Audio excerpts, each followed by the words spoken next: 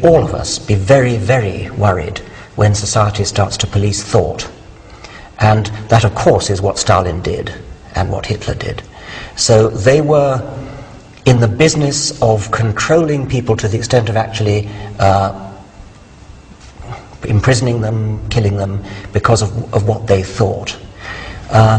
Faith at its worst can do that. Faith at its best obviously can't.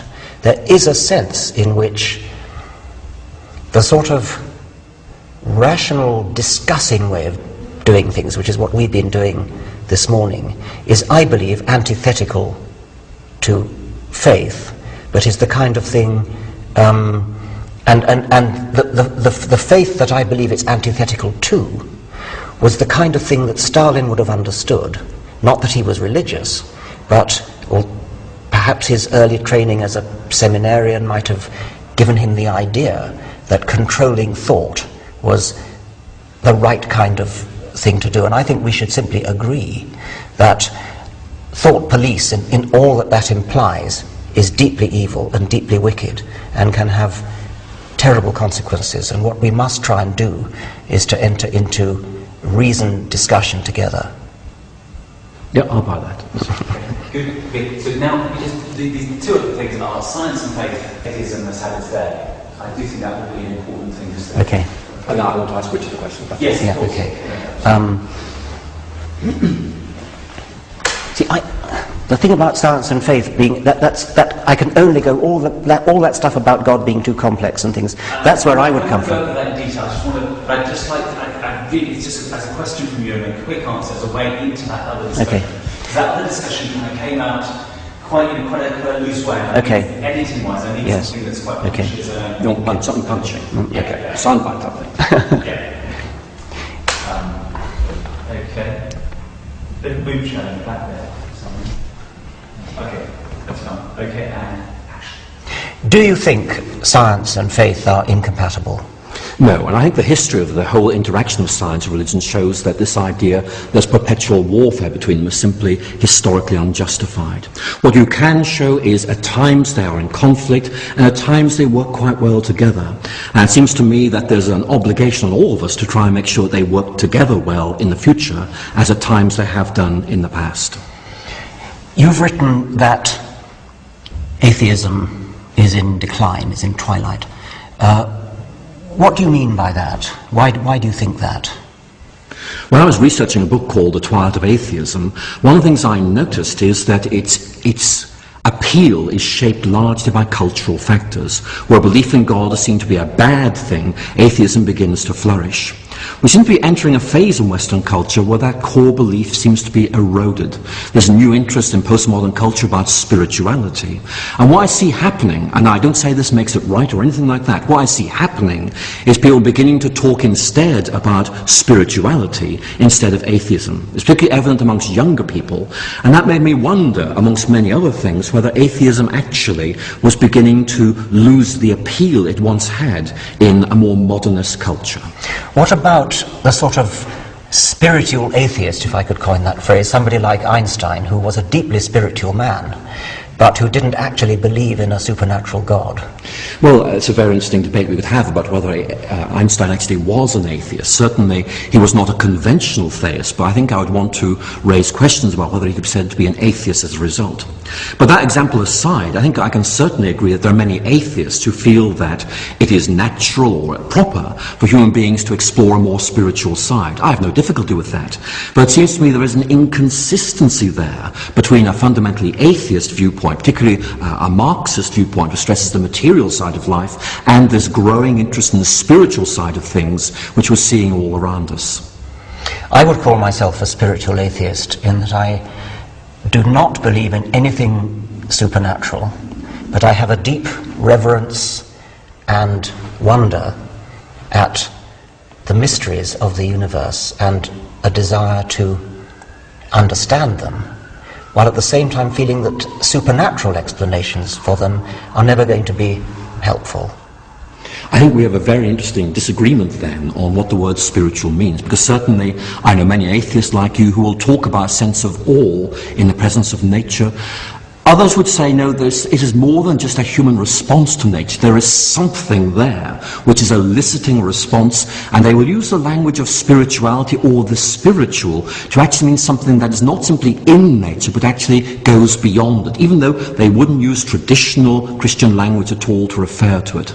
I find that development very interesting. I'm not sure where it's going to take us. Thank you. Just one question for Richard, and if I just phrase it to him, and then we'll see where we go. I've enjoyed reading your writings very much, and one of the things I've noticed is that in your writings we have what we might call a double critique of religion. There is a sort of intellectual critique. In your view, the religions do not have adequate evidential foundations, but alongside that I occasionally detect flashes of anger, that this is something that is bad, that is evil, the world would be a better place if things were to change. And so I suppose my question really is this: why the anger? What is it that really makes you cross about the way religious people think or behave? I think two possible answers to that.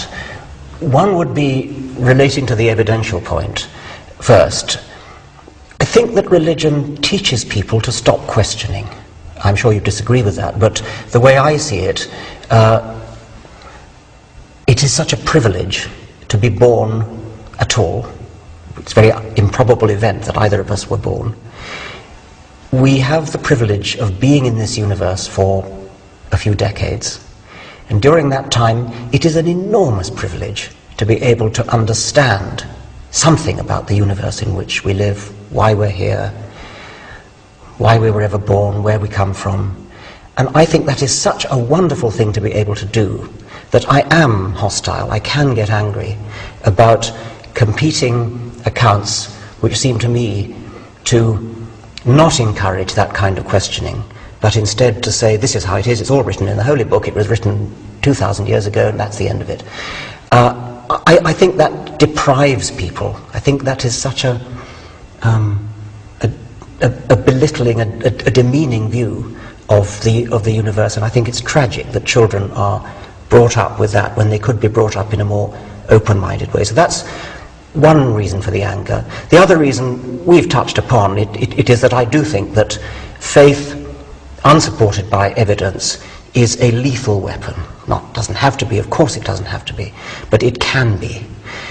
It's a weapon because possibly unscrupulous people can get hold of often young men and use them as weapons, use them as human bombs. And the only reason they can be deployed as human bombs is that they have been brought up from childhood onwards to believe implicitly, without question, that whatever the particular religion is, the details don't matter. The point is that they do believe that it is the will of God that they should detonate themselves and blow up a busload of people or blow up a skyscraper in New York. I don't think that any kind of reasoned argument would do that to people. And so I believe that religious faith is an enormously powerful psychological weapon. It isn't always used for the bad, of course, but the fact that it can be used for the bad makes me want to cut it off at the roots, and at very least to stop the inculcation into children of the idea that there is something virtuous in faith.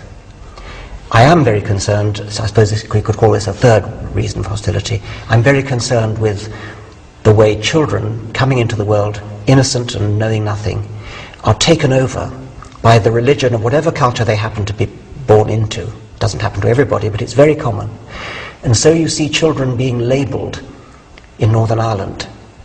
This is a Catholic child, this is a Protestant child, with all that that implies in the really appalling cultural circumstances due to the history of Northern Ireland. I would much rather say this is a child.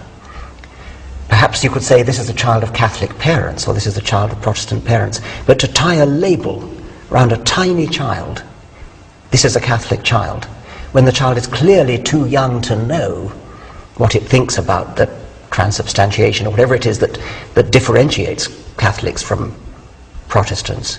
And it's no argument to say in reply that the conflict in Northern Ireland is all about politics and historical grievances. Of course it is, but the labelling of children, generation after generation after generation, down the generations, only exacerbates the problem and is bound to do so. I'm happy with that.